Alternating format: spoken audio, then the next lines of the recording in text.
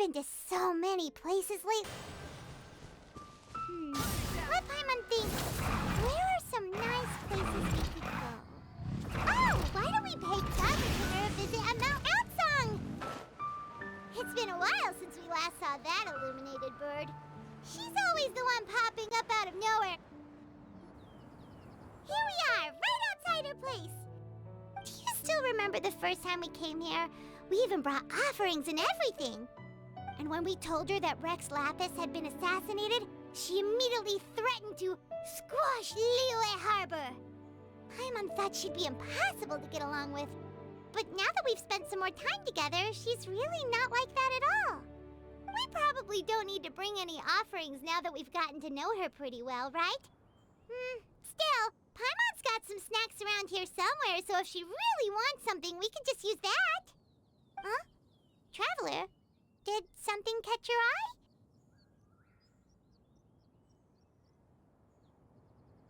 Whoa, what a pretty lady! Is she also here to visit Cloud Retainer? Yeah, you're right. All it takes is one look and you can tell she's someone special. As expected of that bird lady, really. She must have a whole bunch of Adepti friends from all over the country. Okay, but if we're both friends of Cloud Retainer, then we're basically friends by association, right? Want to go up to her and say hello? Helping you make more connections is a part of Paimon's job as your reliable guide. Paimon's got this.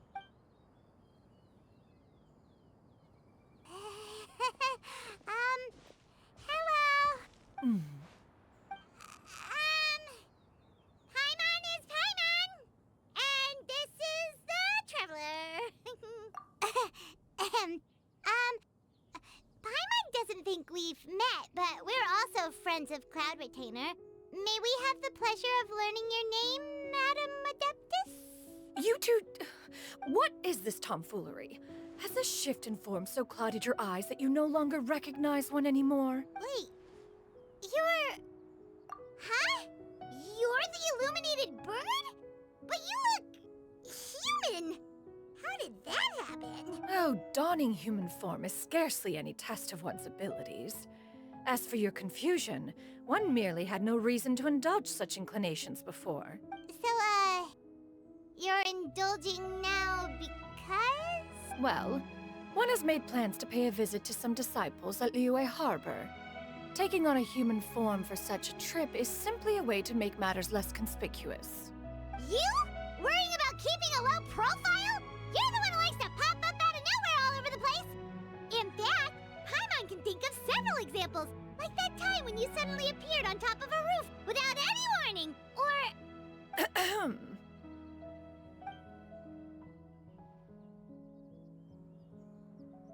Hey, didn't we agree not to bring that up unless she asked?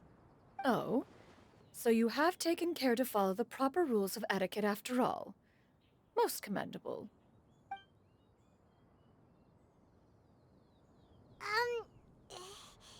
Well, this is all Paimon's got. You don't mind, right? One has never found oneself lacking in basic comforts. On the contrary, it is the gesture that one values above all else. So long as you've shown proper respect and consideration, the quantity or quality of the gift is but a trivial matter. That kinda makes Paimon feel a little guilty for trying to keep them for herself. Anyway, where were we before you reminded Paimon about the gifts? Ah, right. So by disciples, you must mean Ganyu and Shenhe. It's also been a while since we last saw them. Maybe we can come too. One planned to extend the invitation even if you had not raised the matter yourself. Shenhe and Ganyu should be quite pleased to see you again. However, one would first inquire as to the reason behind your visit here. You have cause to seek one's company? Yeah, we just found ourselves missing you and wanted to see how you were doing. We were hoping you'd tell us one of your stories. Who knew we'd run into your human form while we were at it? Is that so? If there are no urgent matters at hand, then let us make haste for Liyue Harbor. Ganyu is likely still working at Yuehai Pavilion, so that shall be our first stop. Sounds great! Then let's all go to Liyue Harbor!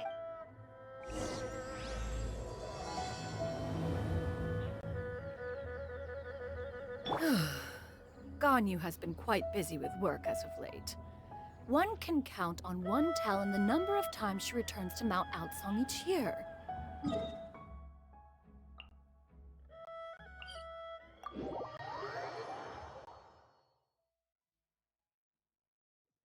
Shanaha has also secured employment recently. In her correspondence with me, she wrote that she shall have no need to return for the foreseeable future. Huh. Did they think one was so easily mollified?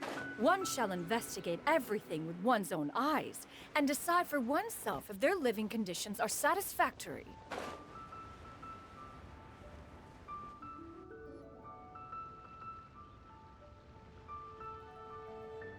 We're almost at Weihai Pavilion. Hey, do you think Ganyu will be shocked to see Cloud Retainer like this? Guess we have no idea if Shenhe and Ganyu have ever seen her in this form before. Wait, where did she go? Why are you just standing there, Cloud Retainer? Quietly now. One shall stay here. You two can go and meet with her. But why?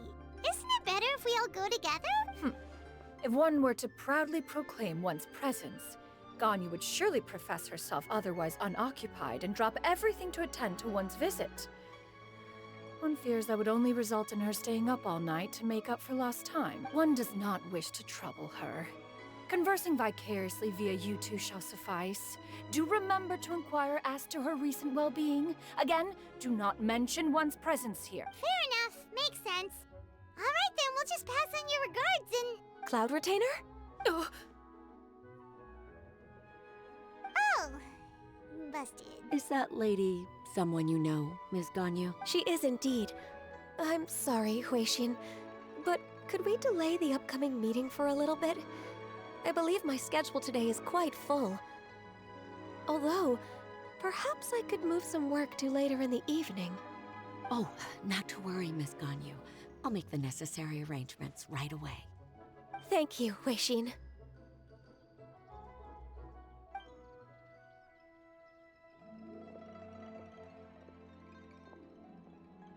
It's been a while, Ganyu. Greetings. What brings you here today? And Cloud Retainer, too. It's been quite some time since I last saw you in this form. you are quite mistaken. One is not acquainted with this Cloud Retainer of whom you speak. One is simply a mere mortal passerby. Huh? Seems she's not buying it. That was but a simple test. One did not expect you to be able to recognize one so easily, especially after so many years of only seeing one's other form.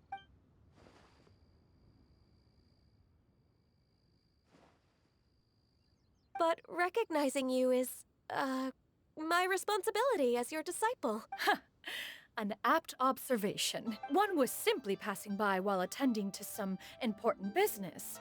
One thought it would only be fitting to pay you a visit while in the area. Wait, Paimon wasn't aware of any important... Oh, Cloud Retainer's right. We've still got something super important to do, so we can't stay here for too long today. Oh, is that so? But it's been so long since we last saw each other. One simply desired to see you and had no intention of interrupting your work. A quick conversation should suffice for today. A more involved reunion should wait until you find yourself less occupied. I understand. That should be fine. While one acknowledges the amount of work that you have to deal with every day, one must also remind you to rest. Though Adepti blood flows through your veins, excessive exhaustion will still cause grave harm to your body. It still makes one nostalgic to see you as you are now, respected and independent. When you were young, you oft begged one to cuddle you to sleep when you suffered from nightmares. Cloud Retainer! Stop! If you insist. We are running short on time regardless, so one will refrain from going into each and every story. Why don't you continue your conversation? One shall simply stand by and listen. Wow, you've been to so many new places since the last time we spoke. If you ever need anything, please just come find me at Yuehai Pavilion. Also, forgive me for my presumptuousness, Cloud Retainer, but if you plan to continue appearing in this form, don't you think it'd be helpful to adopt a human name? A human name? Huh. You raise a valid point. Considering the sheer extent of one's renown, Cloud Retainer is surely too recognizable as a name. You really think so? Not that you're not famous or anything, but that famous?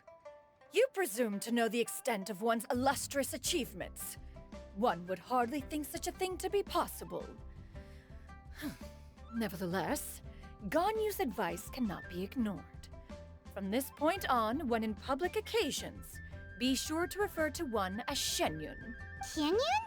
Ah, I assume that's a reference to the full record of Pristine Pavilion. An adeptus of years past would rise with the clouds and rest with the moon.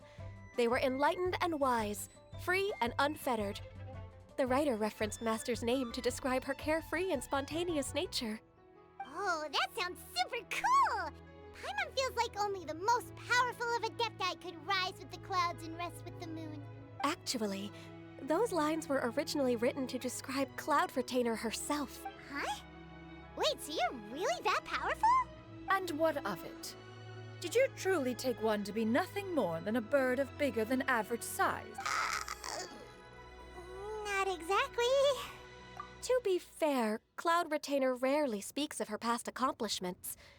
The tales of her past can only be found in ancient texts. It is said that once, a long, long time ago, there was a severe drought in Liyue. Left with no choice, many people left their homes, while others spent day and night praying to the Adepti. Although I did not live through such tragedy, simply reading about it is enough to gain a visceral understanding of all the pain and desperation during that time. On top of the drought, a noxious gas also began to spread through the land. If not for Cloud Retainer's efforts, much of Liyue would be nothing more than a barren wasteland today. The books had this to say about what happened. Upon arrival, the Adeptus borrowed the wind to retain the clouds. Immediately, the clouds gathered together, and abundant rain burst forth from the heavens. Drought and plague were both driven away, and the people were saved. Wow. That's incredible! Mortal records add embellishments to dramatize past events. One did merely with one ought, and even if one had not interceded, the other Adepti would surely have stepped in to help. Even so, you stopped an entire drought! Can you really control the weather like the book said? Oh, Paimon suddenly has a lot more respect for you. So it was Paimon's bad for calling you Illuminated Bird before. You're not too mad, are you?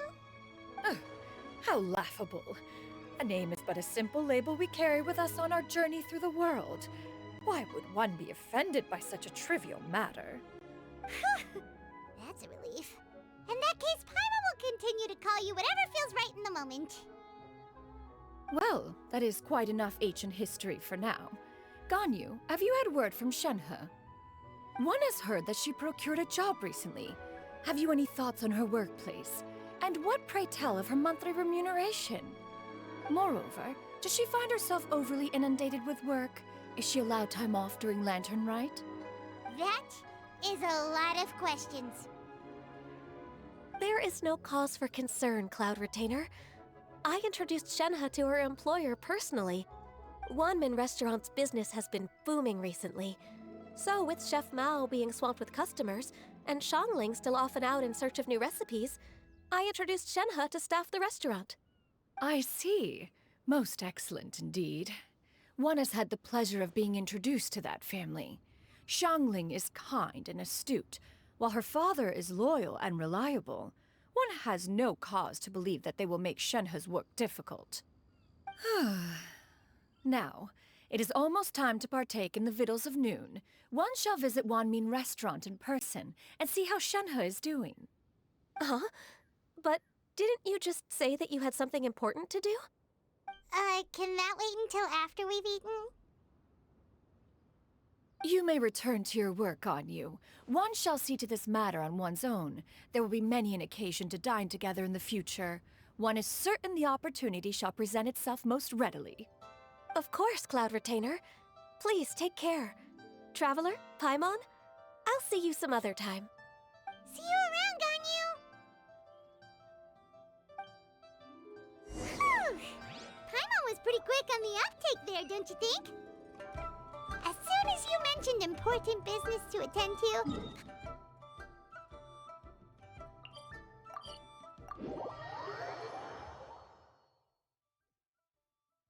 No, in fact, it was not an excuse. One isn't...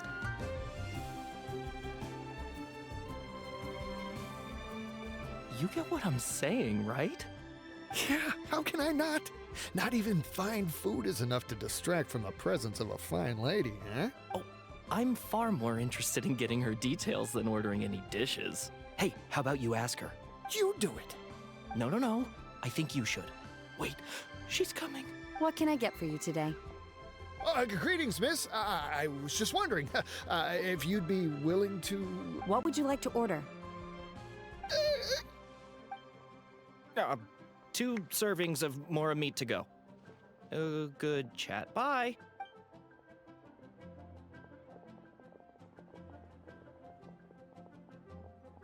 Shenhe! Welcome. It's been a while. May I take your order? Don't welcome us as guests and greet us as old friends in the same line. It's weird. Mm-hmm.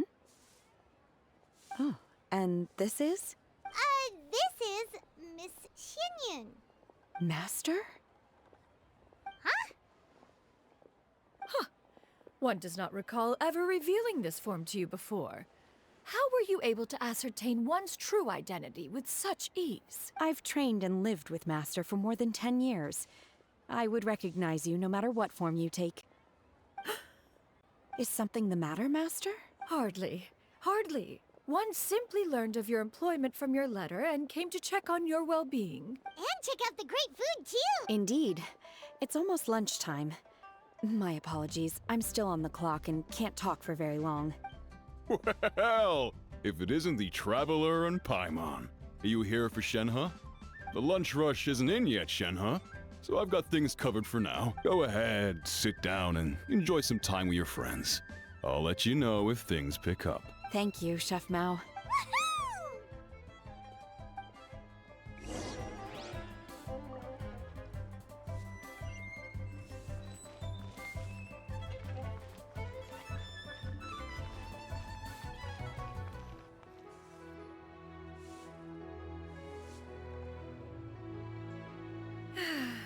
It is just as one expected. The owner of Wanmin Restaurant is indeed a most reasonable and accommodating human. Still, the work here entails dealing with quite a varied group of people. Has this been difficult for you, Shenhe? It's been manageable so far. I sometimes run into strange people, but I have figured out a way to deal with them. Seems like you've been making progress. So by dealing with them, you mean... First, I try to talk sense into them. If that doesn't work, I threaten them with violence. At this point, they usually decide they are in favor of a civil conversation. Oh, how should Paimon put this? Oh, a sensible plan. One is gladdened to see you integrate so well into human society. And you, Master? How have you been? Simply marvelous. Though Mount Outsong has scarcely enjoyed your presence recently, one has hardly found the pleasure of one's own company to be lacking. I see. Just as expected of Master. I have missed Master quite a bit too. Even though work has been busy lately, I've already had a conversation with Chef Mao about taking some time off soon to visit Master. Oh, you did? Do make note of such matters in your letters in the future. There's hardly a need to keep one in suspense. Whoa, her mood shot up just like that.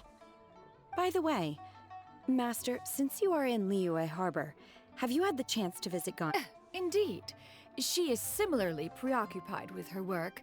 There was time only to exchange a few simple pleasantries. Ganyu told us the story of Cloud Retainer's name. It was amazing. We never knew how powerful she was before. I see. In that case, allow me to also share a story about Master's past. Oh? Is that a problem, Master? I believe this to be a good topic of conversation. No, not a problem. One was simply caught off guard. But no matter, please, proceed. One is most curious to see how much of one's own conversational prowess you possess. Master once participated in a race against Mooncarver. After Mooncarver lost, he insisted that Master's ability to fly gave her a natural edge in such a contest. In response, Master agreed to forego flying in return for being able to use one of her devices in the race. Mooncarver accepted, only to find Master with a brand new device on the day of the contest. Huh. What kind of device was it? It was a mechanical vehicle made out of iron. What was it called again? Oh, an electro-powered bicycle? Oh, you refer to the bicyclical Thunder Flashmobile. One spent 49 days conceptualizing and crafting it. It need only be infused with adeptal energy, and it can cover thousands of miles in one day. Oh, it boggles the mind why Mooncarver ever supposed he might best me in a contest of locomotion. Though he sprinted with all his might, he could barely keep up. Alas, the one flaw of my mechanism lay in its weakness against mountainous terrain. One was thwarted mere seconds from victory, when it was thrown off course and failed to make it across the final stretch. Truly a most unfortunate turn of events. Anyway, do go on, Shenhe. Master, that was the end of that story. Is that so? Huh. With you gone, one has seldom felt the desire to call upon those old fossils for another contest. What is a race without spectators, after all? Have you been lonely, Master? Lonely? Huh. At one's age, entire human generations come and go in the blink of an eye.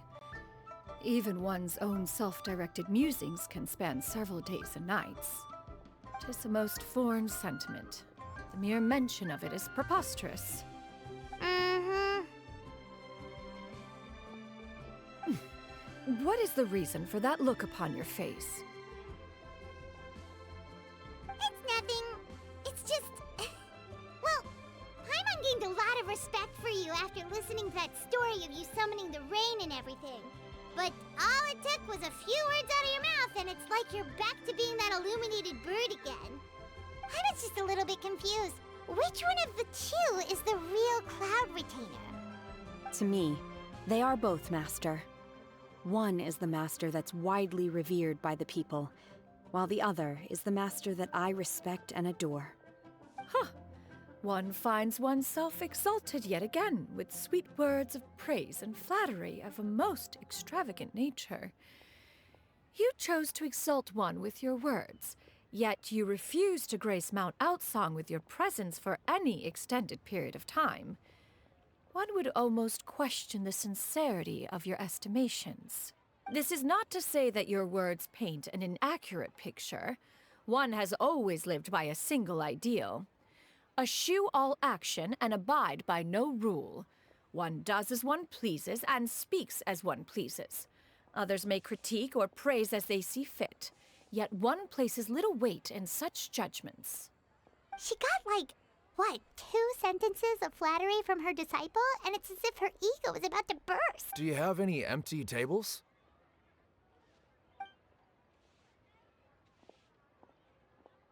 Hey there, could we get another fish stew?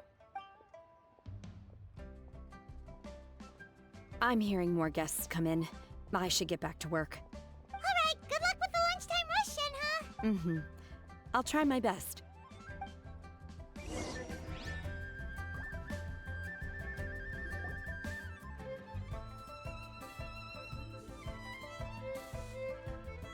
So much yummy food! Paimon's gonna feast! One is fond of all kinds of delicacies and delights in a multitude of flavors. The dishes here demonstrate no shortage of culinary skill. Their unique flavor profile has left one more than satisfied. In fact, one has been struck by quite the fit of inspiration. One has already begun to conceptualize the next generation of supreme cuisine machines. Everything's so tasty. A bit too hot at times, but still super tasty. Oh, I'm sorry, miss, but our tables are full. Shall we try somewhere else, Granny? But it smells so delightful. Can we really not eat here? My poor legs can't go on for much longer. Well, you could always check with some of the other guests and see if anyone's happy to share a table. Okay, I'll ask around.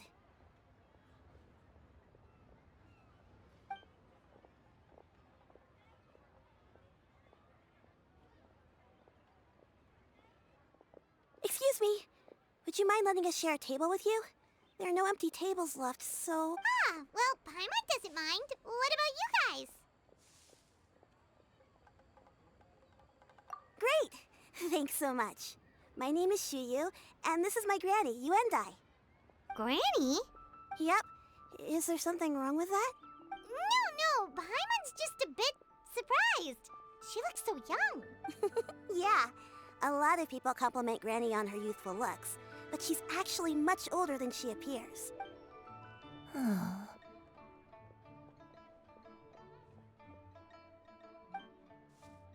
Granny, why don't you take a seat? Come on, it's not polite to stare. Huh. Have we met before? No. 'Tis a fated meeting, then. Please, take a seat. What would you like to eat, Granny? I can order for you. I want braised earthworms. They always pop up out of the ground after a rainstorm. No, not this again. Granny, there's no braised earthworms on the menu. Braised earthworms? Well, that sounds weird. Do people actually eat that? Right, that's what Paimon was thinking too. Need any help? Help? Oh, do you mean with Granny? Thanks, that's nice of you to offer. Granny has pretty bad dementia, so her memory's getting worse all the time. She's always saying things that sound kinda confusing. Actually, her memory's been bad ever since I was little. But it's gotten so bad lately that I even have to remind her who I am every morning. They died young. It's just me and Granny now. Oh, but it's okay. Don't feel bad. Granny loves me a lot, and I love her a lot too. Sure, it's hard at times, but you just gotta make the best of the life you've got. Wow, you're really tough for your age, kid. You're too kind. And me? Oh, what about me? You're tough too, Granny. Plus, you're really gentle, and you're always there for me. Yes, and it's hardly as if I forget everything. I still remember the important things.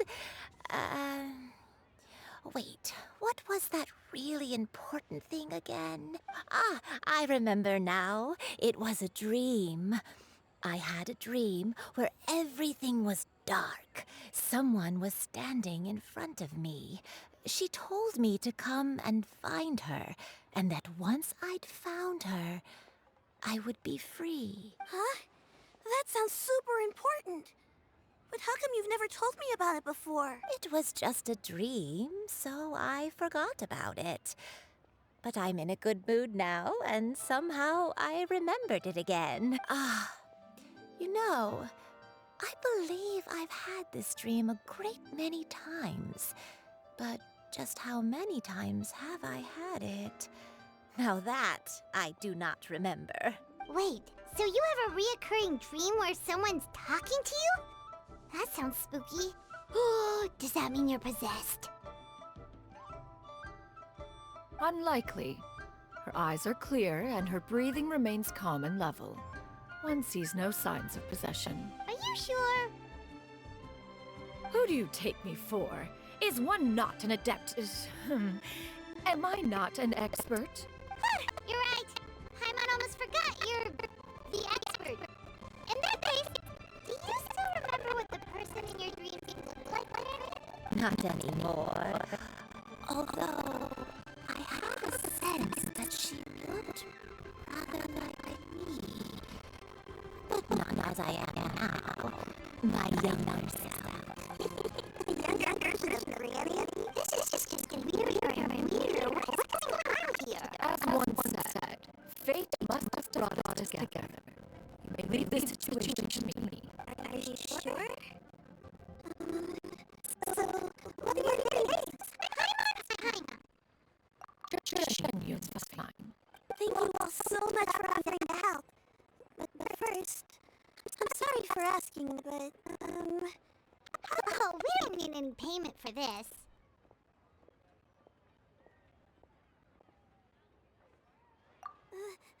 Thank you so much. You're welcome. But Miss Xianyun, what exactly can we do to help out this granny? All we have to go off is that dream. Where do we start? That is elementary. Since her dreams portray her younger self, then we shall retrace the steps of her youth. Once we have revisited those places, her memories will likely return. Sounds like a plan. So, Granny, do you remember which places you went to when you were young? Why, of course I do. The heavens above, the earth below, the wispy clouds, and the emerald mountain. Okay, taking that as a no. I might have an idea. Once, when I was really little, my dad told me that Granny used to be a martial artist heroine who saved loads of people from a disaster. If it's true, then maybe they wrote about it in the history books or something. A martial arts heroine? Oh, Shincho knows tons about Liyue's chivalric traditions. If anyone knows about the heroes of the past, it's him. Let's go find him at the Xianyun Commerce Guild. Are you leaving already? But I'm still hungry. I'll go order some food, Granny. If there's nothing on the menu you especially want, I'll just get a few different things. It seems we must part ways for now. The Traveler and Paimon are bound for the Xianyun Commerce Guild, while Yuendai and Shuyu shall remain here and partake of their lunch. As for myself, I have matters to discuss with Streetward Rambler. Streetward Rambler? Oh, you mean Madam Ping! Precisely. Let us meet at Yujing Terrace once you are ready.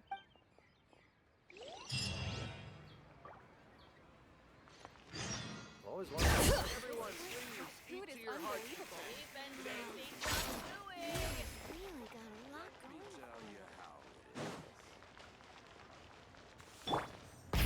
Rev the engines!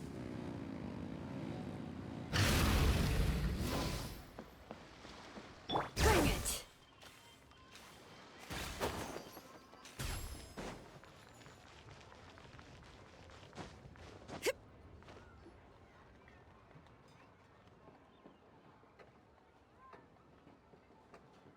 Huh. It's you two. What brings you here? Shincho! Great, we found you! We wanted to ask you about something.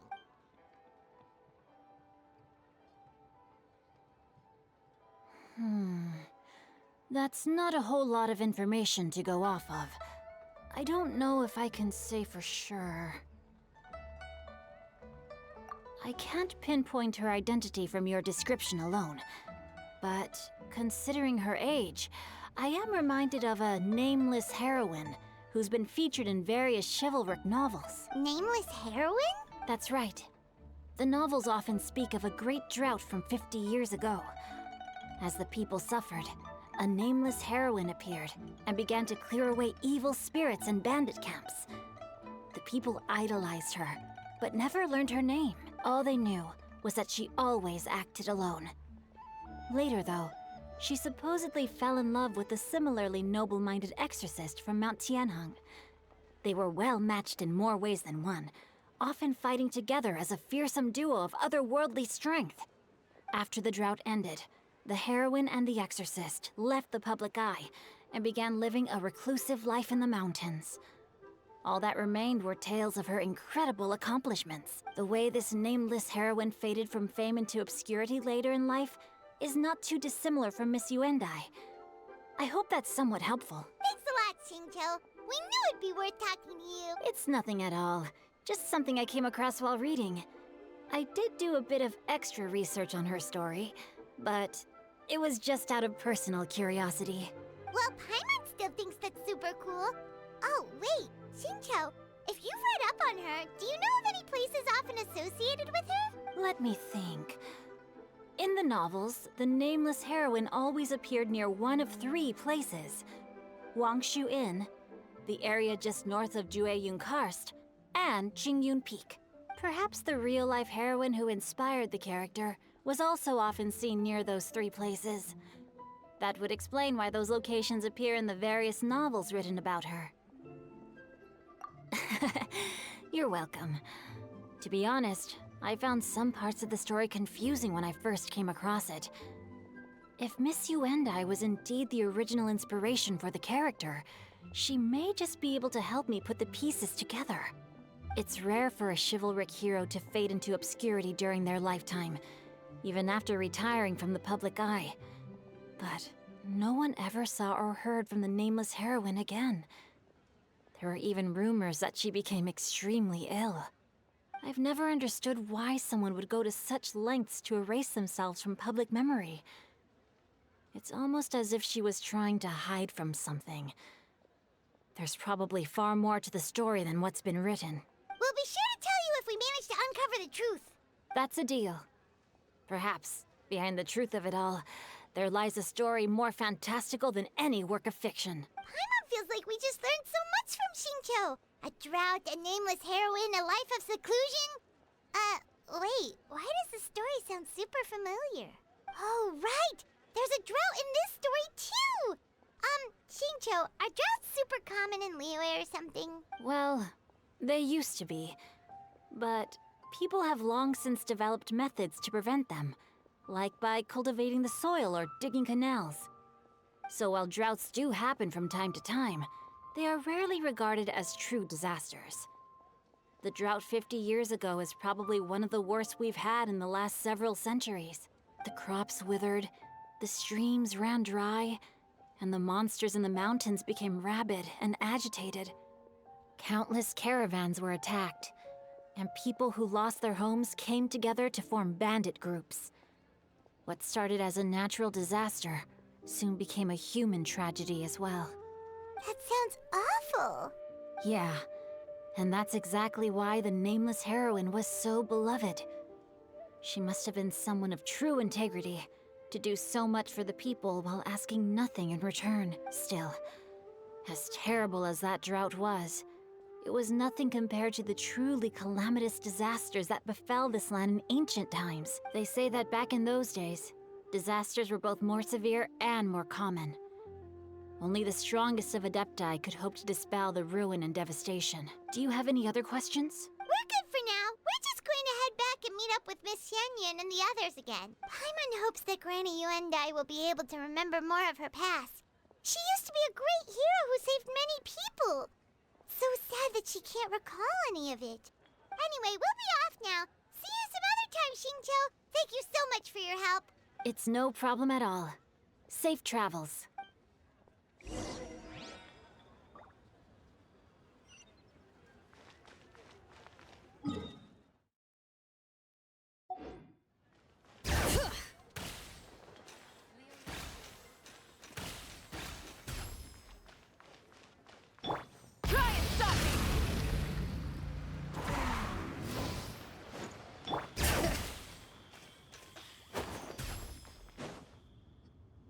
I have recorded the tune that you requested.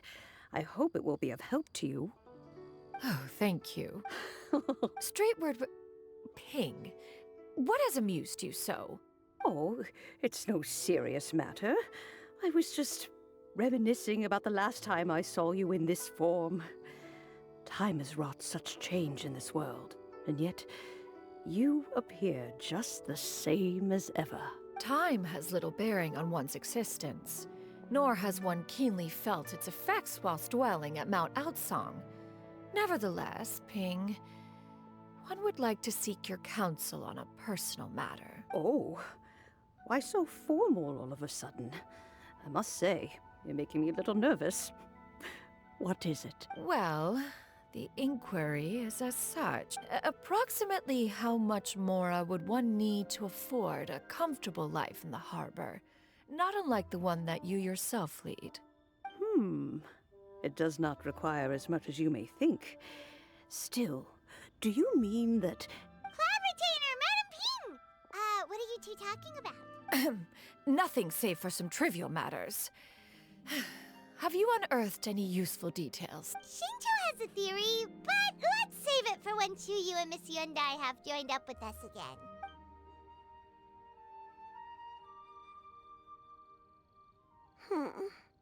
Do not be troubled, young lady. What do you think, Chuyu? Does it match up with what you know of your granny? According to the story, the nameless heroine eventually fell in love with an exorcist from Mount Tianheng. Maybe I don't have many memories of him, but there was this one time I found a box in her attic full of a bunch of weird sigils. I think so too. Granny might remember something once she's returned to a familiar place. What marvelous tea. I can taste the dew's sweetness in this cup. It's as if I was taking a stroll in the mountains, thoroughly one with nature and at peace. Is that so? Then please drink as much as you like. There's no need to hurry. At our age, it's always nice to slow down and take the time to appreciate pleasant conversation among friends. Thank you.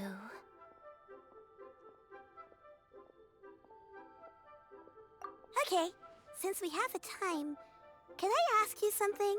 Sure thing. What would you like to know? I have a secret I want to tell you. Let's go talk over there.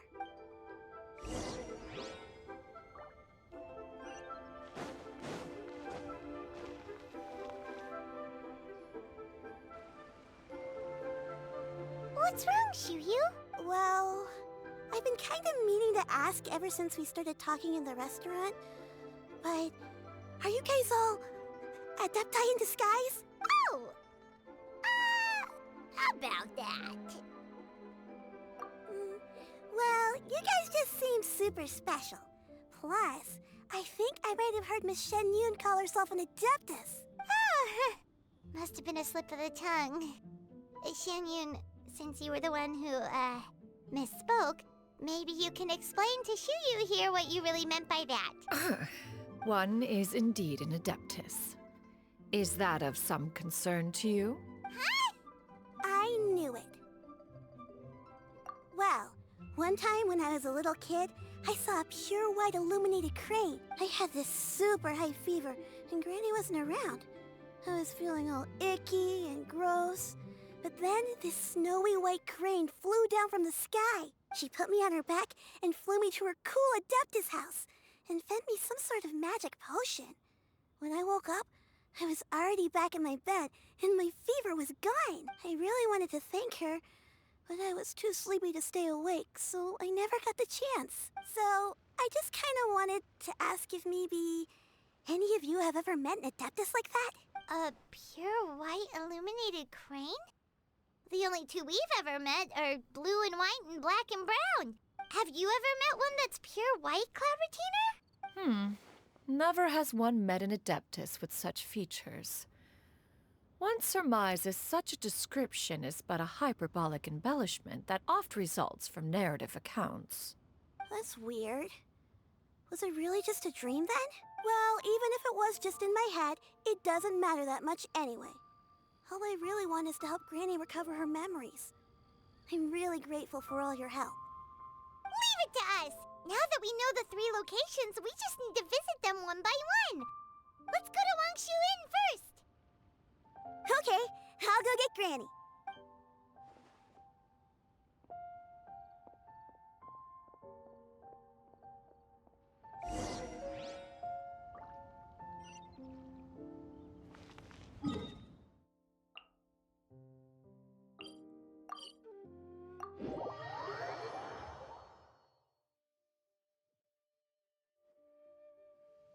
Wangshu Inn. Wangshu Inn. Do you remember this place, Granny? The fish here is very delicious, and if you look out into the distance, you can always spot a bird that's been left behind by its flock. I believe I used to have a room here. It had a window. Yes, I spent a lot of time looking out that window. Which room was it again? Let me look. I'll come with.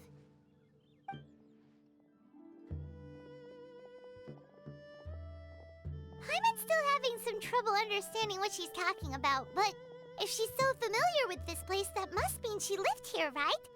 Wait, huh?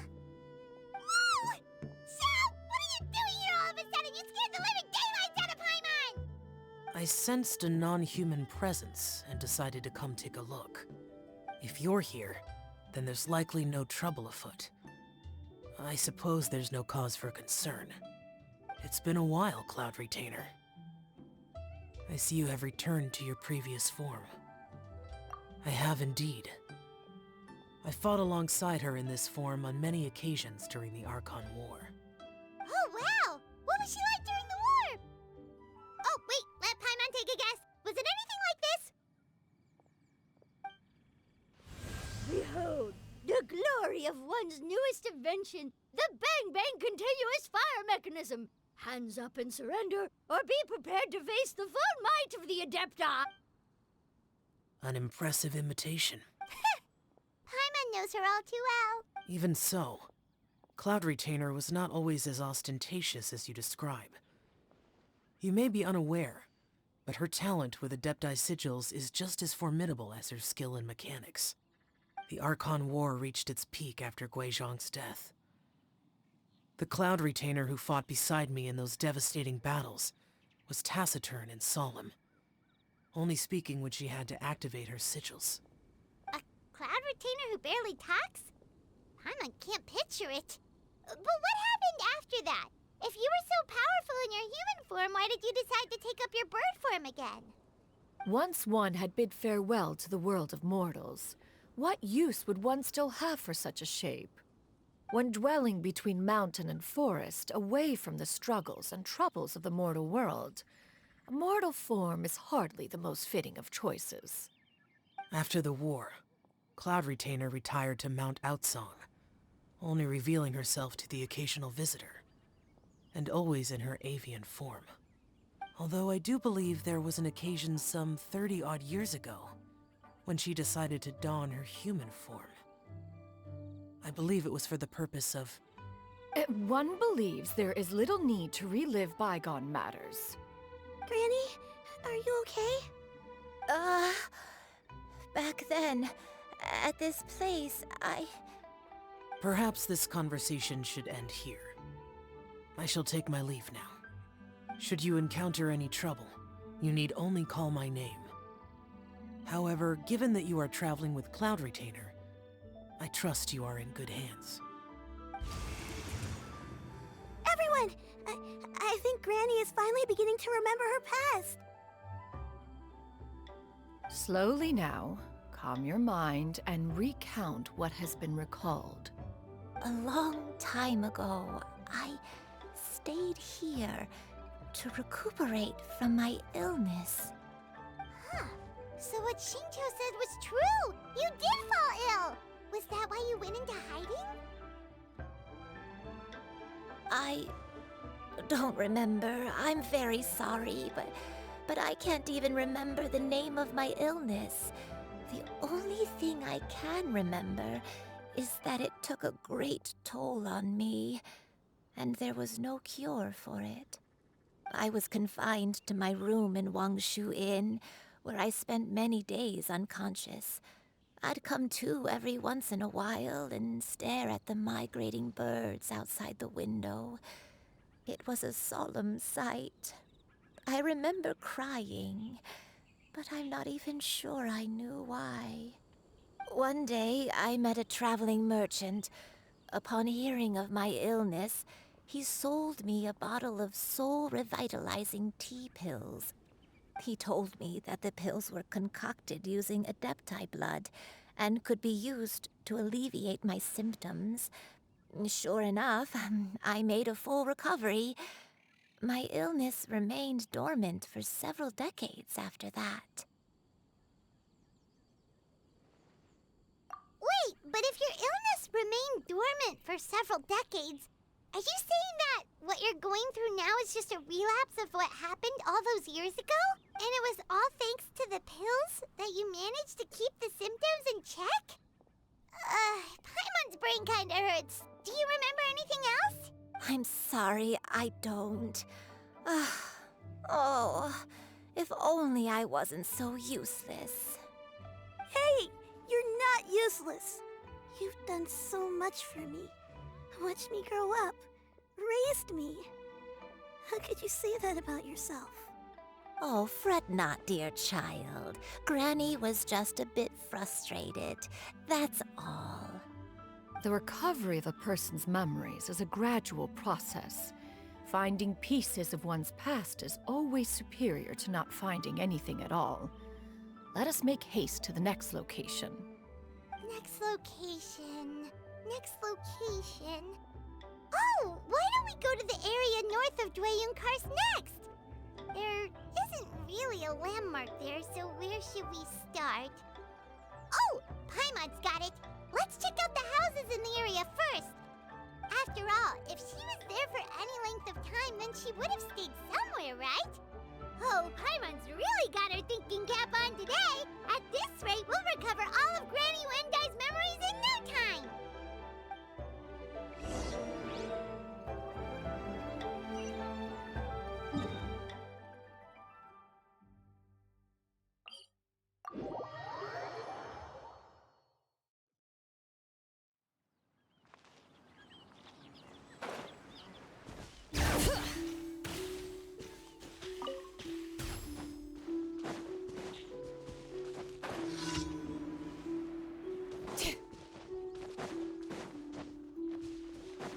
Whoa, why are there so many treasure orders here?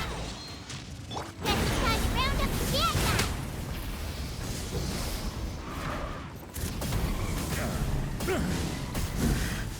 The hunt becomes the hunted. Do you remember anything about this place, Granny Wendai? Let me think. I feel like I've been here before, but I don't think I stayed here too long. I might have just rested here briefly before continuing on my way. Got it. That's okay. There are still plenty of other places we can check. Wait a second. If I remember correctly, I believe I brought... Ah, yes. I brought some sweet snacks with me. Go on, take some. You need to eat a lot if you want to grow big and strong. Oh, thank you. Then Paimon will help herself.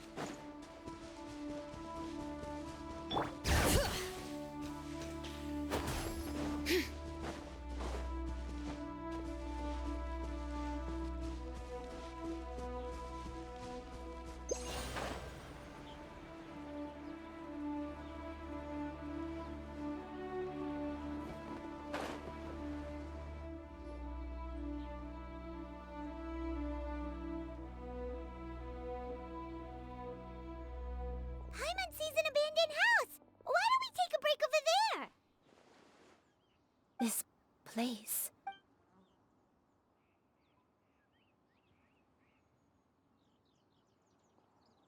Did you remember something, Granny? I remember.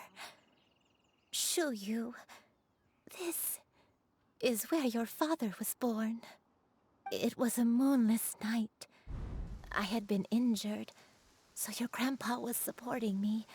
We fled together with some being in the fog behind us in hot pursuit.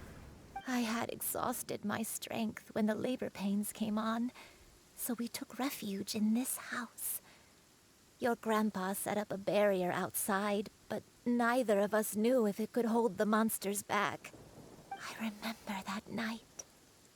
I remember falling to my knees, reciting a prayer over and over. I alone am the the source of this sin. Punish me as you wish for forsaking my oath, but spare my innocent child. Sin? Oath? Did you do something wrong? I don't know. I don't remember. I only remember praying in the darkness with all my strength until the sun finally rose again and the fog cleared out.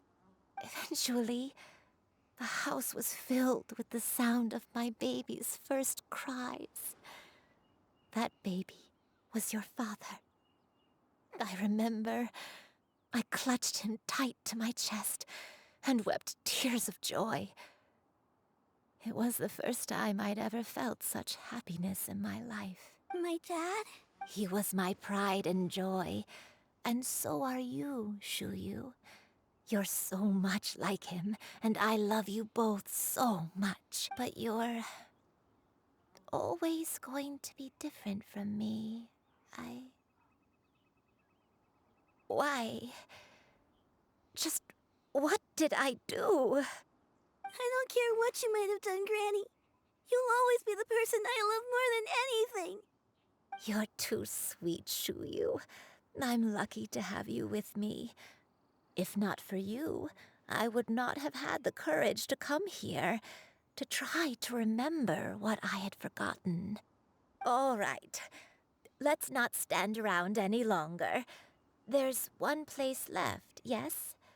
Let's go take a look.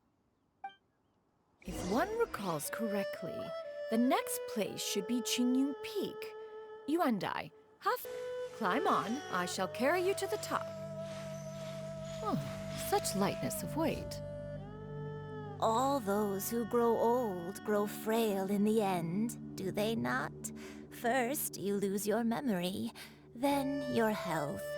Eventually, you end up losing everything. My only wish is to depart this world with a lucid mind, to free myself of this torment and the burden it places upon others. Fret not. You have my aid in this endeavor.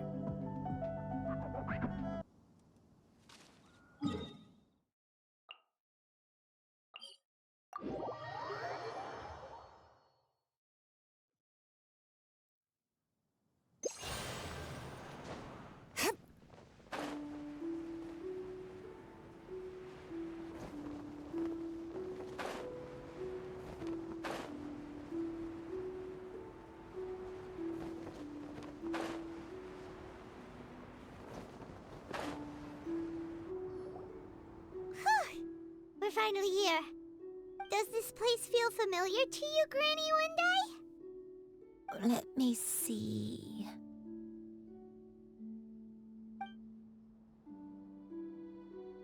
How strange. Have I lived here before? When we were at Wangshu Inn and the abandoned house earlier, though I couldn't remember everything, I still felt a sense of familiarity. I could easily picture myself in those places. But here, I don't have that feeling. Perhaps I did come here in the past, but it just didn't leave a strong impression on me. But did the stories get it wrong then? Yeah, that's true. But they're also the only thing we have to go off of. Paimon was hoping this place would jog Granny Yuendai's memory just like the others. I'm sorry to disappoint you two. It's all right. We're not going to give up yet. We'll figure something else out. Just you wait. Thank you. If only I could remember. Huh? That way. What's that mountain? Oh, let Paimon look! Huh? Isn't that Mount Aotsang? Looks like we've come full circle. Mount Aotsang. Mount Aotsang. Granny, are you okay? Don't push yourself, Granny. It's okay if you can't remember. You shouldn't do something that makes you sad. Mount Aotsang, What am I really? Mount Aotsang holds some familiarity to you? It does, but I can't go back. Are you feeling unwell? My head It feels all heavy and dizzy. What is wrong with me? Cloud... Miss Xianyun, is there anything you can do? Let us go to Mount Outsong. But... Fret not, all will be well. You and I, you have already given more than enough to the pursuit of this endeavor. You may leave the rest to me. I've prepared something that can aid you in suppressing the fear in your heart and restoring your lost memories. It currently resides at Mount Outsong. Wait, really? When did you do that? I never leave anything to chance. All will reveal itself when we arrive.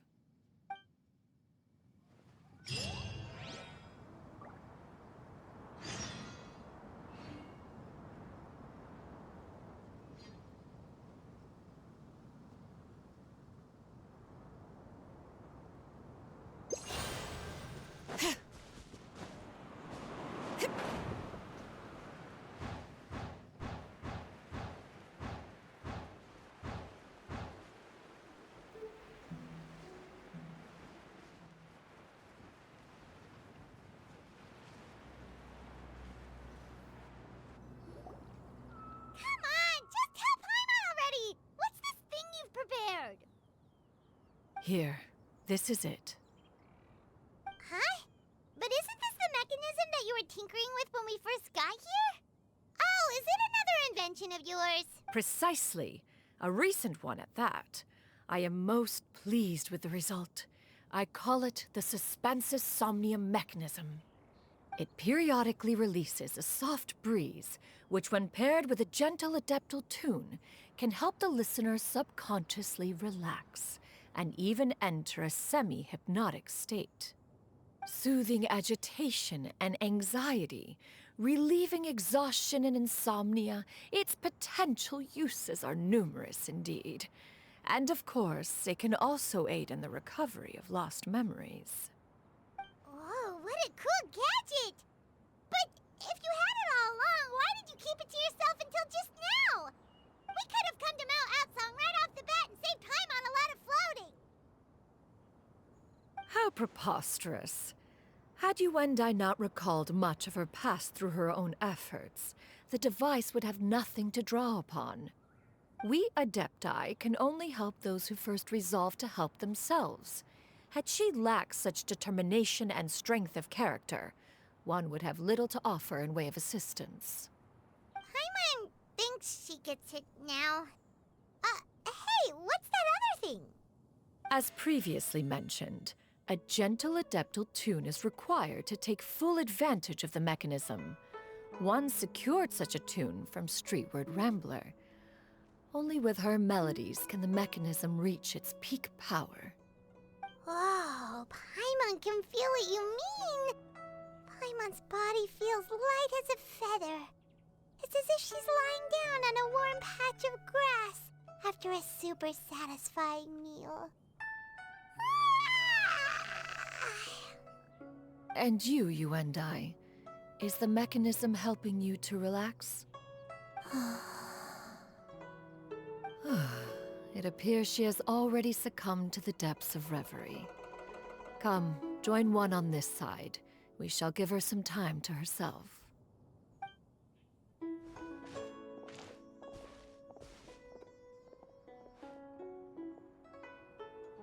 The drought is over. But why do you look like you want to cry? The potion. It's nearly run its course. I've never regretted meeting you. Not even for a second. Please. Please, no.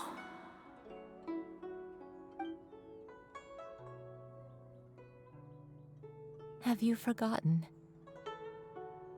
This is the world you left behind. One of gentle breeze and morning dew, perfectly straddled betwixt the realms of heaven and earth. This is your home. This is where you belong. You should have never left. The you of the past, the me from not that long ago. We should have never.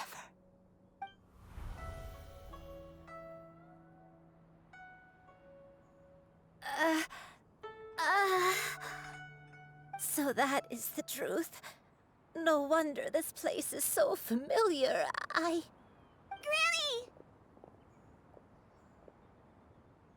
Granny, are you okay?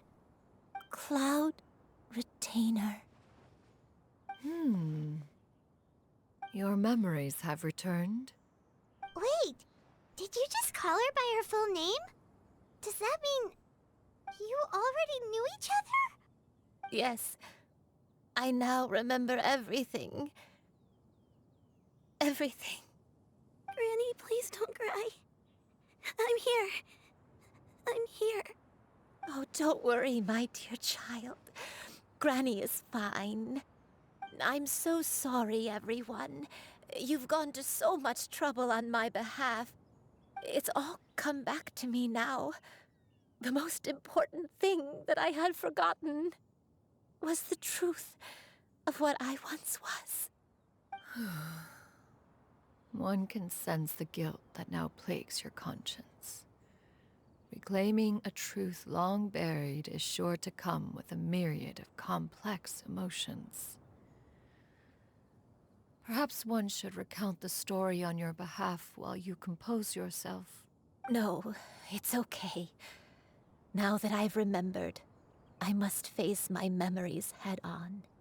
Xianyun, everyone, I cannot thank you enough for all your help. I'm ready to tell you my story, if you're willing to listen. Please, Granny, don't force yourself. What happened in the past doesn't matter. I love you more than anything. Nothing you say can change that. I know, dear child. My feelings for you are exactly the same. It is for this reason that you deserve to know the truth. Some time ago, I made a terrible mistake. One for which I could never atone. Is this the sin that you mentioned in Xianyun Karst? What happened? I am, in truth, not a human being. My real form, one that I held for centuries, was that of a wild crane. I spent many, many years living on Mount Outsong, bathing in the soft breeze and drinking the sweet dew of the mountains. At some point, I somehow gained wisdom and sentience.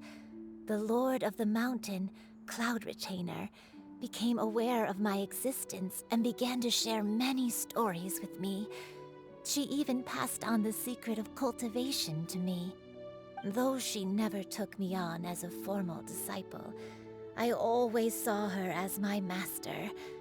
Whenever she took out her tools to work on mechanisms or new inventions, I would also stand next to her and watch.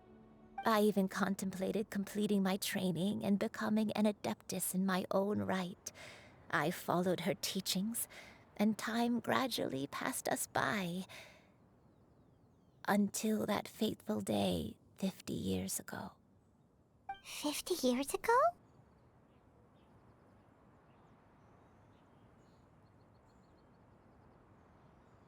That's right. Master regaled me with many stories of her past deeds. From them, I learned how she had saved people from a similar crisis in the past. She was the one I looked up to the most. More than anything, I dreamt of becoming an adeptus like her. I wanted to travel the land like she had, relieving suffering wherever I went.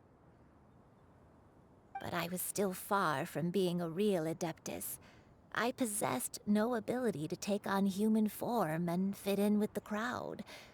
Once she learned of my desires, Master prepared a special dose of human mimicry potion for me. She warned me that the potion's effects would only last 10 years, and if I were to fail to return to my original form at the end of that time, I would forever forget my past as a crane and become something neither human, beast, nor adeptus. Oh no. So that was a source of your dementia all along. Was it because of Grandpa? Indeed, I fell in love.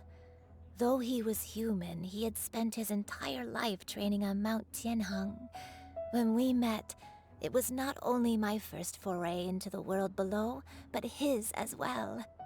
Although clumsy and impulsive as he was, you'd think he was the real strange bird among the two of us. But still, just like me, he cared deeply about the world and wanted, more than anything, to cleanse it of all pain and suffering. I could not help but fall for him.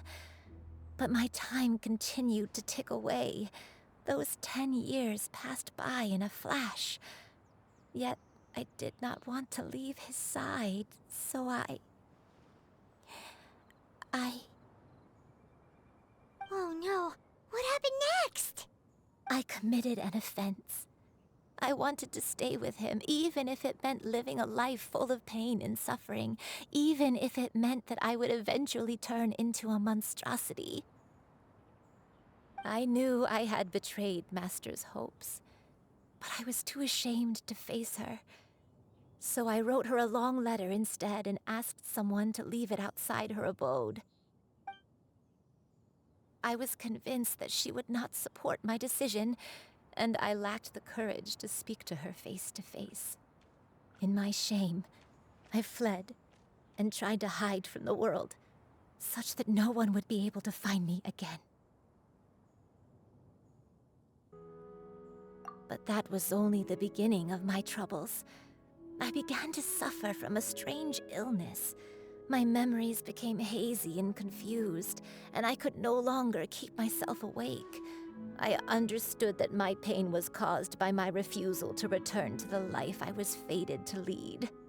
Along with my memories as a crane, I soon forgot the true cause of my suffering as well. I knew only that I had committed a sin. All I could do was pray for forgiveness, even if I had long forgotten what needed to be forgiven. Looking back, I was beyond lucky to have come across that traveling merchant at Wangshu Inn.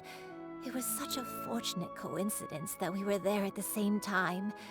If it weren't for those soul-revitalizing tea pills, I probably would have... Granny, what's wrong? Coincidence? Why did I ever think it was a coincidence? Tea pills concocted using the blood of an adeptus? No, it couldn't be. Master, don't tell me. Back then, that merchant was actually... Human custom would dictate the conferral of gifts to be in order when one's progeny is wedded, would it not? Consider the pills a symbol of one's best wishes. So when I tried to conceal my name and mistakes from the world and hide myself away in perpetuity, the only person I managed to deceive was myself. You knew where I was all along. One still remembers when you were but a fledgling. You possessed a certain fondness for a particular game. You would hide yourself among a group of wild cranes and ask one to pick you out from among the flock. One found you with such ease every time. 'Tis a truth most evident. One always recognizes one's own, no matter what form they may take. Wait! Paimon's confused! So, Cloud Retainer, you found Yuendai again? But how? When? And what happened after that? Perhaps it is now time for one to recount the rest of the tale.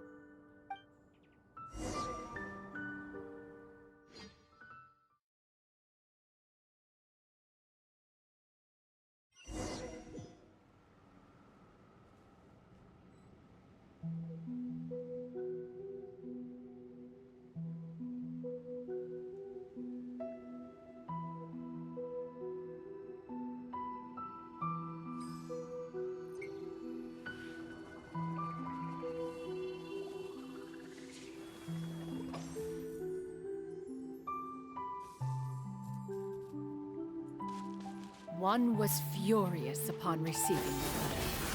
Seized with anger, one set out to bring you to your senses.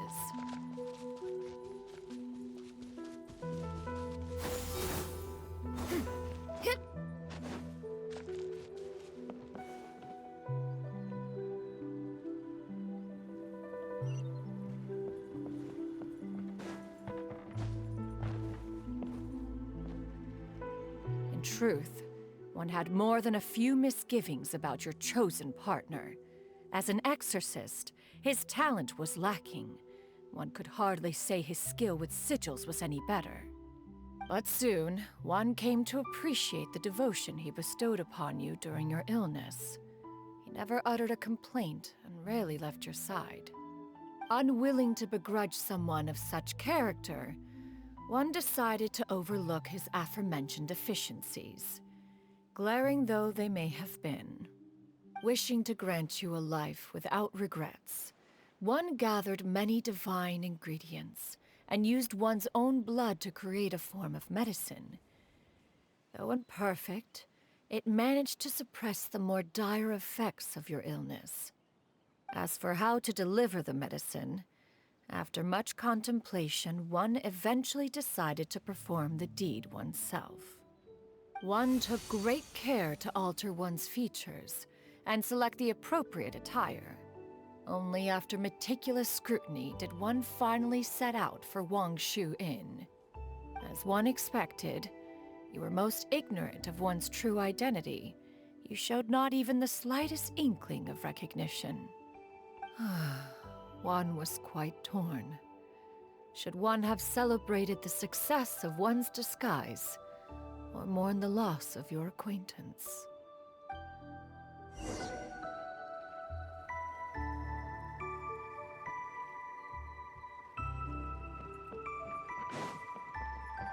Skyward!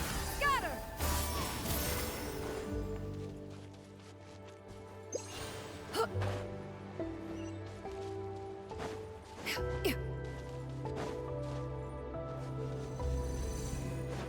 Yeah!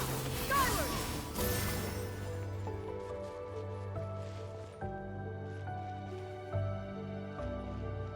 Yeah! Nevertheless, one would speak to you about another matter, if you are amenable. Even considering your loss of memory, one was simply flabbergasted that you could so easily forget the consequences of consuming medicine infused with adeptal blood. Proclivity to attract monsters is hardly that complicated of a concept to remember. To think that you tried to travel while weak from sickness or heavy with child. Had one not intervened to clear the fog, all of you would have been lost during the night. Huh! Yeah! Skyward! Yeah!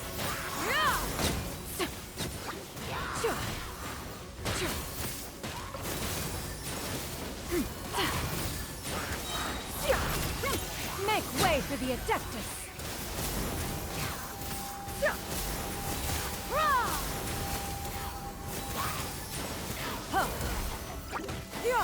Scatter!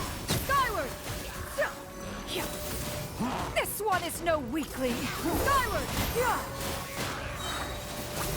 Gray clouds converge! Scatter! Skyward!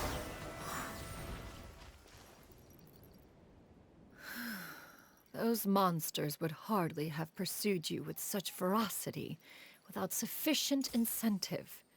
They were likely incited by the presence of godly remains. Said godly remains, in turn, were likely drawn to the trace of one scent on your body. One was, after all, an active participant in the Archon War. Some of the gods were likely shattered by contraptions of one's very making. In the end, one was relieved to see you endure through the night. At the break of dawn, one heard an infant's cry pierce through the air, and one saw you carefully cradle the child to your chest. Although certain mortal matters remain foreign to me, one could not help but be moved by your joy. To see you happy, that was more than enough.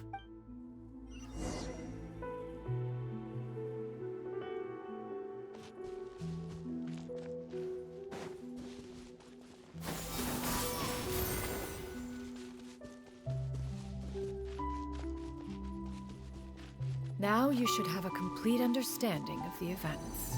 Wait! But if that's true, then the crane who took care of me when I was sick must also be... Ah, one had almost neglected to recount the absurdities of that tale.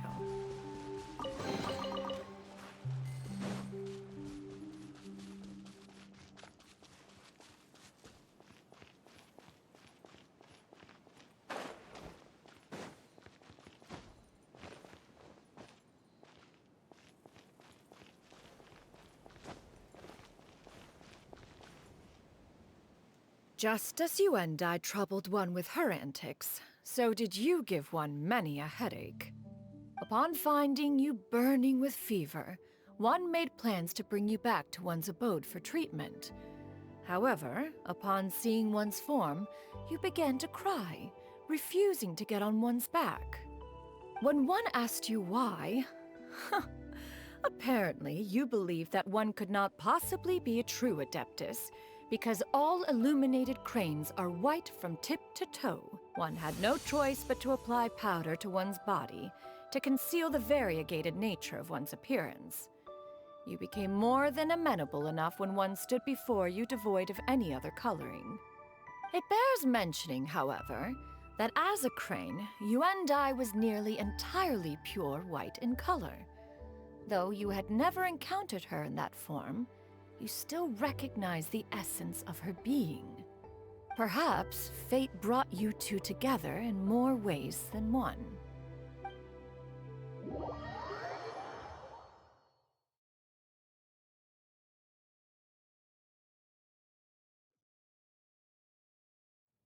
Now all has been revealed. One owes you an apology, Yuandai. One recognized you upon your very entrance into Wanmin Restaurant. One has always viewed you as a disciple of equal standing with Ganyu and Shenhe. Indeed, one wished to bring your story to a satisfactory end with this visit to Liyue Harbor. Still, one could not reveal your identity right away. Had one simply informed you of all you had lost, all those cherished memories would merely have become the fictionalized account of another. Memories are most meaningful when recalled by those who lived through them. Would you not agree? Even if the process was painful and arduous to experience. Have you any further inquiries? Master, I must ask. If you found me all those years ago, why did you leave me be, even though you knew about my mistake? Why did you not bring me back to Mount Outsong by force? One has never regarded your action as a mistake. It was a simple choice, nothing more. When it is time for one's progeny to leave the nest, it is the responsibility of an elder to let them fly free. Yet, when your wings grow weary and the night grows dark, just know that you always have a place to which to return. 'Tis a refuge referred to by many a name in mortal writing. Home, nest, haven. Whatever its denomination may be, its essence remains quite unchanged.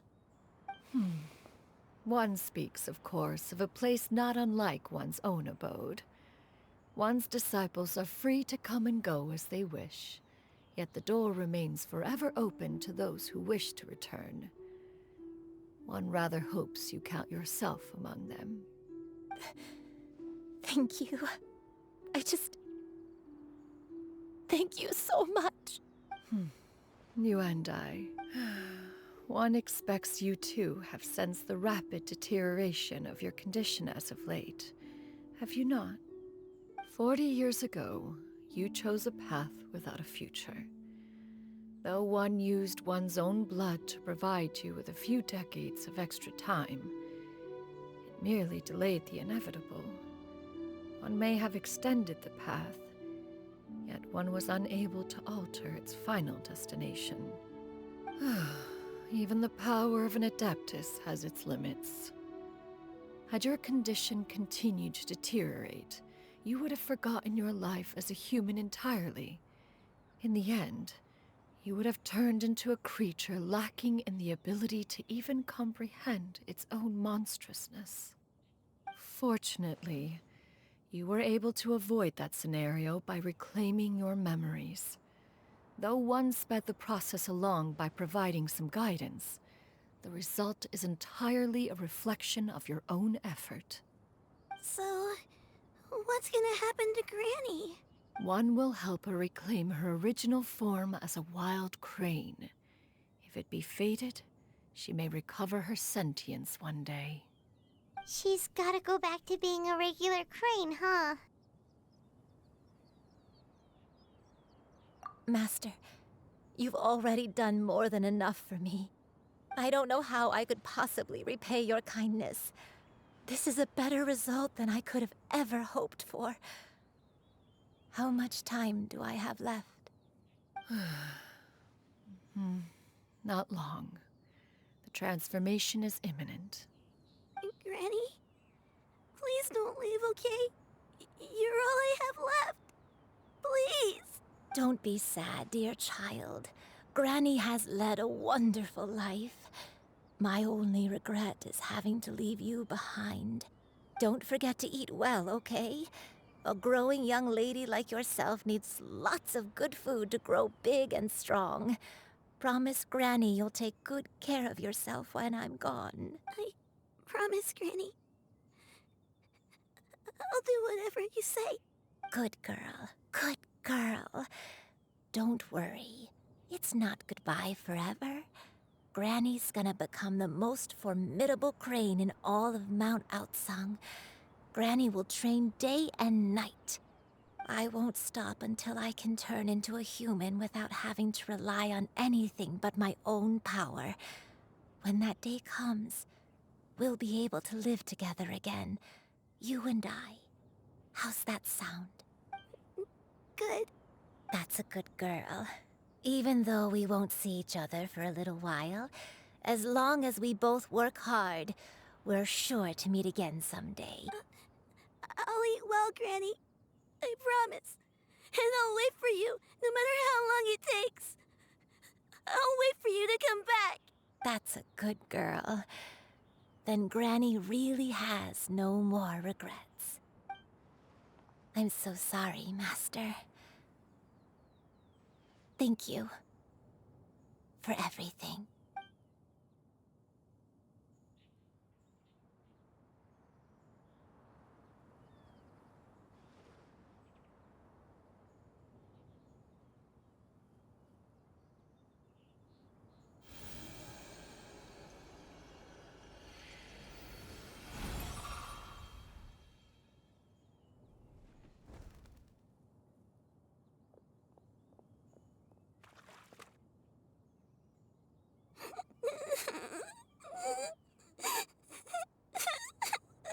Xianyun.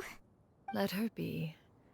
At her age, crying is a natural, if not fitting, response to such an event. Tears are a necessary part of maturation. Sometimes there is scarcely a better vehicle to wash away the toll of stress and misery. Now that the issue has been resolved, you should also take a moment to relax. Give yourself some time to rest. Take a nap if you must. One will wake you in due time.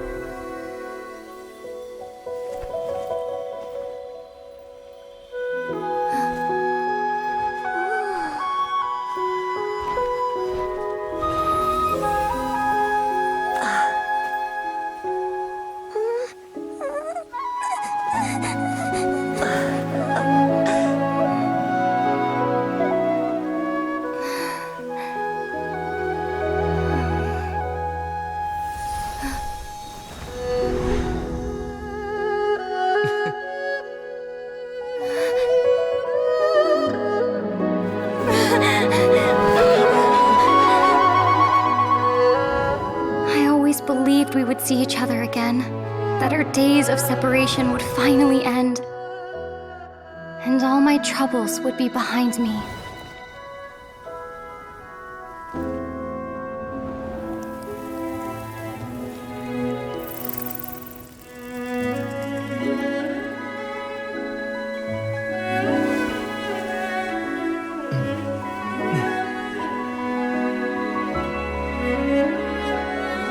If only things could stay this way forever.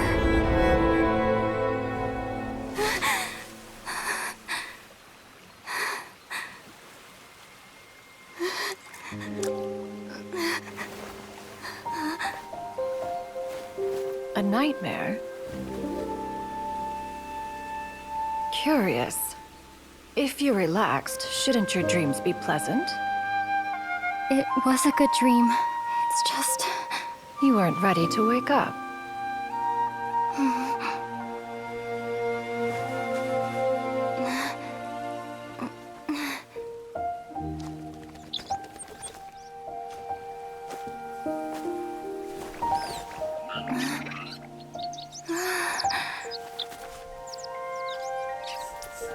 Eloquent as one may be, words of comfort are not one's strong suit. You are doing all you can. One can see your strength of will, your fearlessness in the face of danger. And so, whatever your dream may be, one believes that you shall achieve it. Of course, whenever the perils you face overwhelm you, or you become weary, one is always here for you. After all, as an elder, it is only right to look out for the young ones.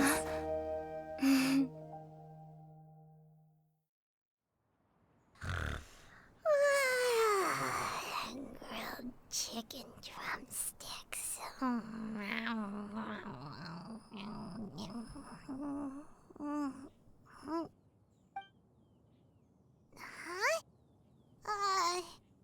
Was Paimon sleeping just now?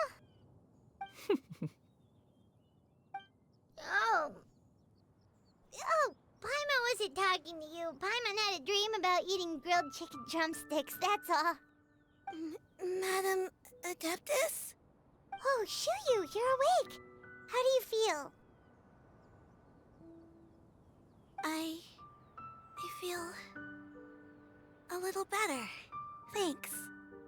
I know I'll see Granny again someday, so I don't feel so sad anymore. Madam Adeptus, could I ask you something?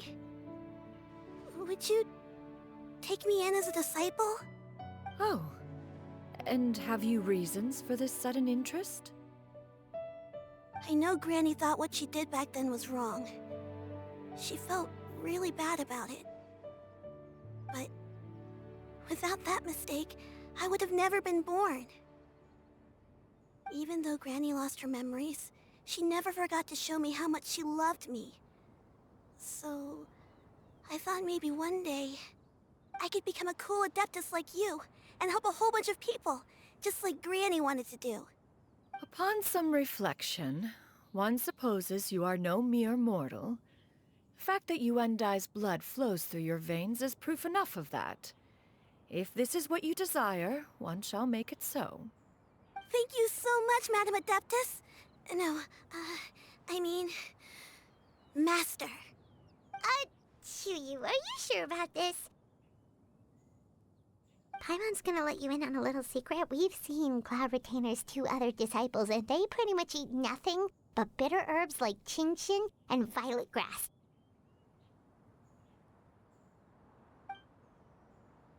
If you join them, you'll never enjoy Wanmin Restaurant's delicious cooking ever again. How utterly preposterous.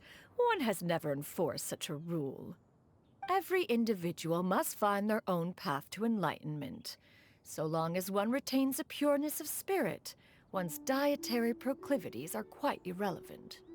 Well, you say that, but Paimon's not seeing any tasty treats up here now, is she?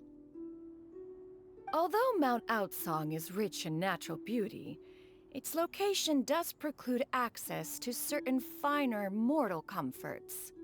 That is precisely why one plans to relocate to Liyue Harbor.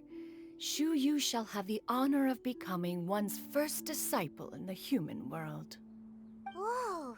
You're leaving Mao outside? One has never concerned oneself with the location of one's residence.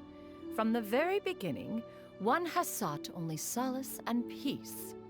Yet in the end, all of one's disciples ended up in Liyue Harbor.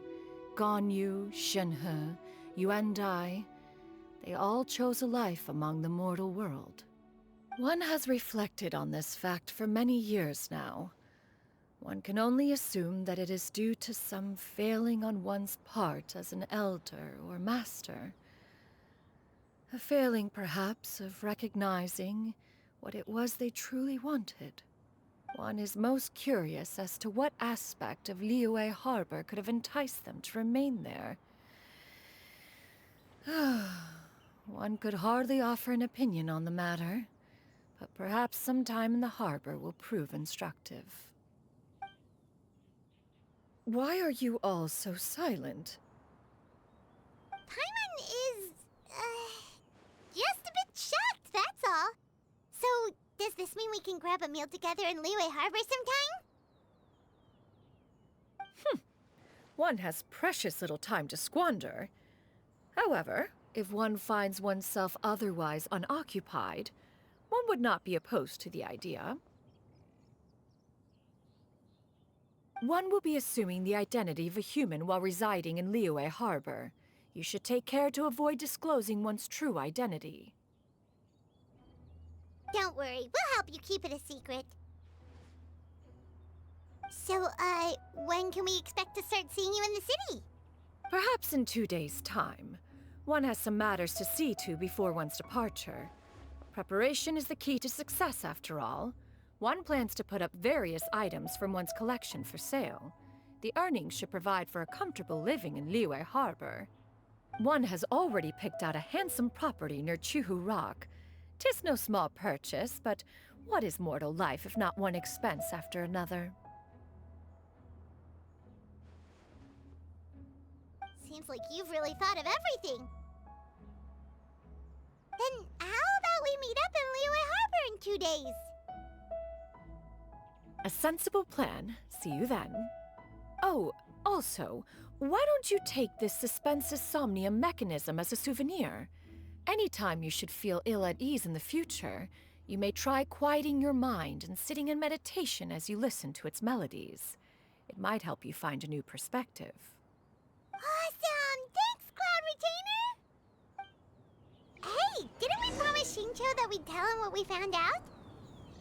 Should we make a trip to the Feiyun Commerce Guild? It's totally up to you.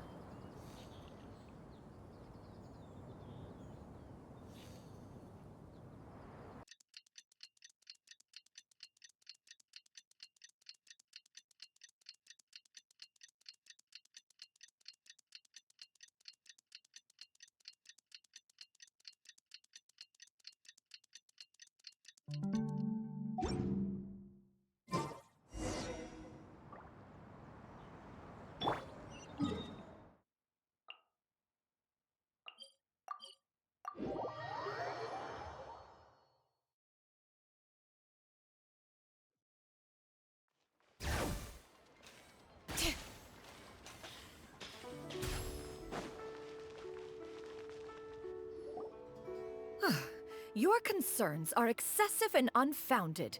This is but a simple collection of ordinary valuables. Such intense scrutiny is hardly necessary. To be quite honest, your insistence on that fact is my primary cause for concern. In what way are any of these ordinary? Every single item here could be worth more than everything I own combined. I simply can't risk shelling out that kind of mora without proper scrutiny. If I'm wrong, I would never be able to earn it back, not even if I worked every single day for the rest of my life. I have to be careful. Yes, you can never be too careful. We're here, Cloud. Miss Xianyun, what are you guys arguing about? Ah, perfect timing. This ignoramus is questioning the authenticity of my wares. I'll have you know, these items have remained untouched in my personal collection for several hundred years. To question their legitimacy is pure folly. Several hundred years? Indeed. They're family heirlooms, you see, passed down over many generations, as families are wont to do. Yep, they've definitely been around a while. We can vouch for her on that one. Hear that? Had I not found myself in need of Mora, I would scarcely have had the heart to part with them. Indeed, you should consider it an honor to even have the opportunity to behold them with your own eyes. Doubt their authenticity any further, and I may just decide to take them to another buyer. Whoa! Please don't go! I apologize for any insult, miss. You see, I know full well that I lack the knowledge to judge the true worth of these items. If you could wait but a moment, I've hired an expert to appraise them for me. He should be here shortly. An expert, you say? Very well. I will wait for a little while longer, then. Traveler, Paimon, this is my new residence. If you have cause to seek my company in the future, this is where you can find me. Master! Oh, it's you two again. Hello. Xianyun! You got a new outfit! It looks great on you. Mm-hmm. Master made it for me. I like it too. Huh? You know how to make clothes? Do I know how to make clothes? With the support of the proper mechanism, sewing is hardly a challenge. Master, I brought in most of my stuff. There's a few boxes left, but they're kind of heavy, so I just left them outside. Fret not. I shall help you move them into your room. Actually, I should probably sort through my stuff a bit first. Everything's kind of messy right now, so maybe you could, not look yet, Master? Yeah, that'd be great. It appears my young apprentice has her own fair share of secrets. No matter. Do what you must, child. Now, this expert you mentioned, when can we expect their arrival? Soon. Ah, there he is! Here, allow me to make some introductions. This is Mr. Zhongli, a well-respected consultant at Wangshang Funeral Parlor and an expert in all manner of valuables and antiques. Mr. Zhongli, this is Miss Xianyun. She's the one who's looking to sell the collection of valuables I mentioned earlier.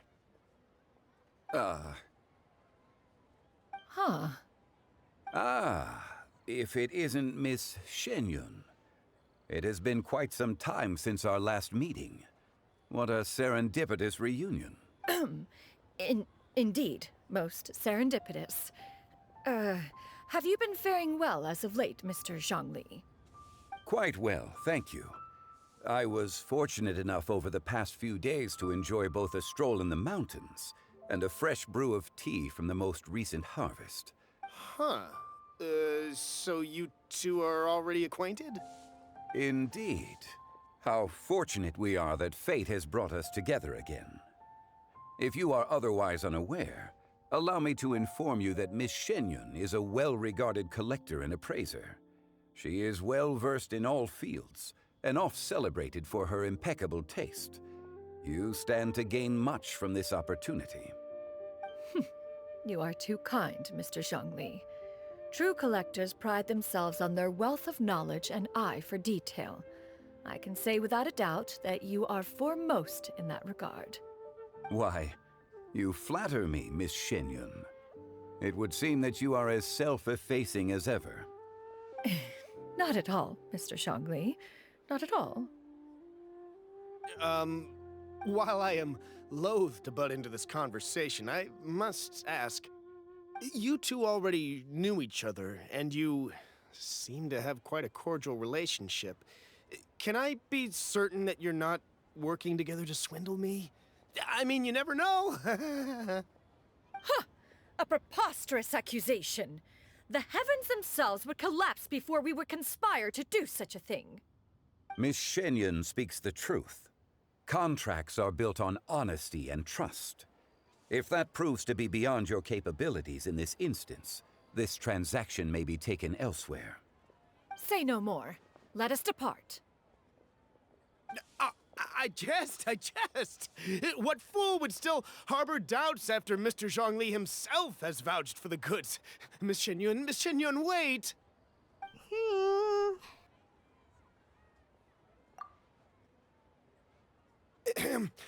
I deeply apologize for doubting you. So, Mr. Zhongli, could you please give me a final verdict on the value of these items? There is no cause for concern.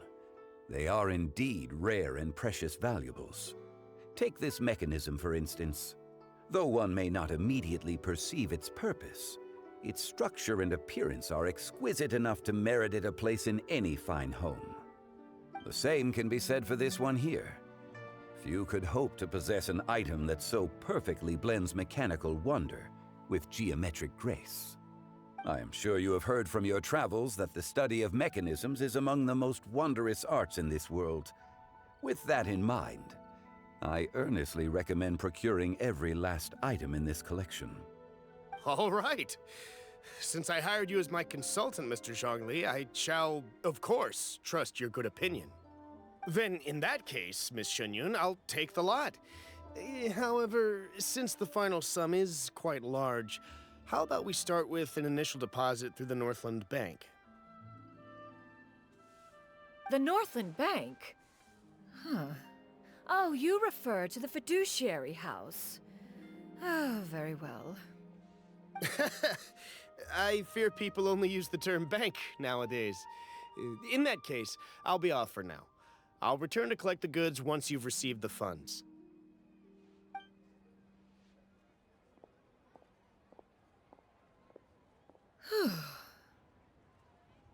Zhongli! My friends, have you been doing well? We've been great! How about you? Paimon didn't know you were such a busy consultant! My days have been quite pleasant as well.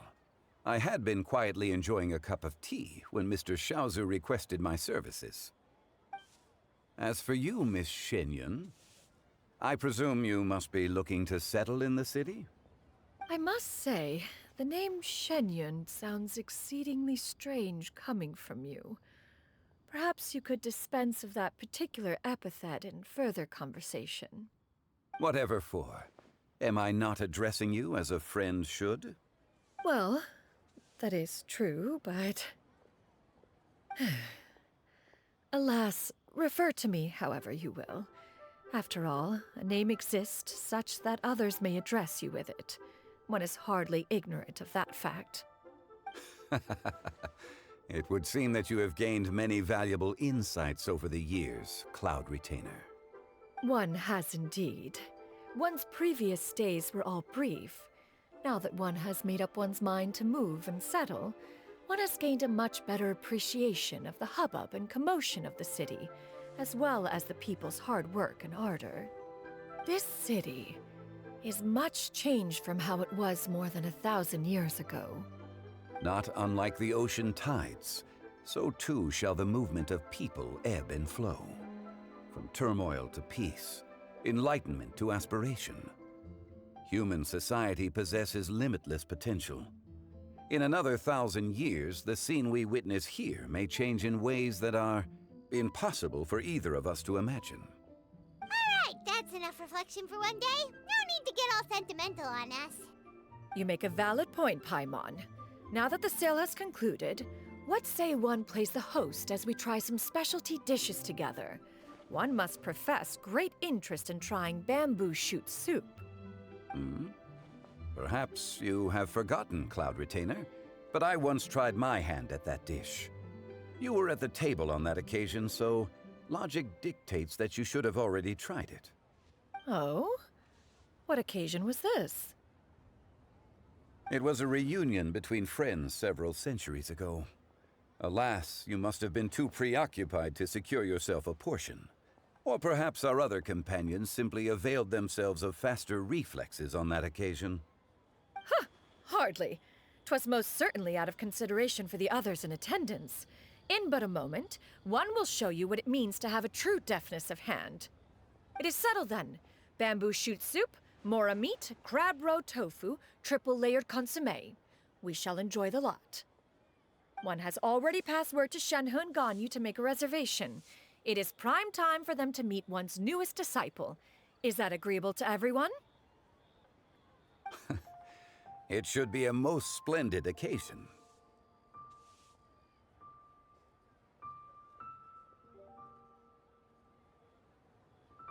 Yu, come now, it is time to dine. Ah, this gentleman over here is Mr. Zhongli. He is, A humble employee of Wangsheng Funeral Parlor. Pleased to make your acquaintance. Nice to meet you too, Mr. Zhongli. That should be everyone, right? Let's go! Sounds good. Actually, Master, have you ever tried Adeptus' temptation? I heard it's impossible to stop eating after even just one bite. You know, 'cause it's super tempting and stuff. Is that true? That sounds rather implausible. Although with the right preparation, certain dishes can be too delicious to resist. Huh? Why are you all walking so fast? Hey, wait for Paimon!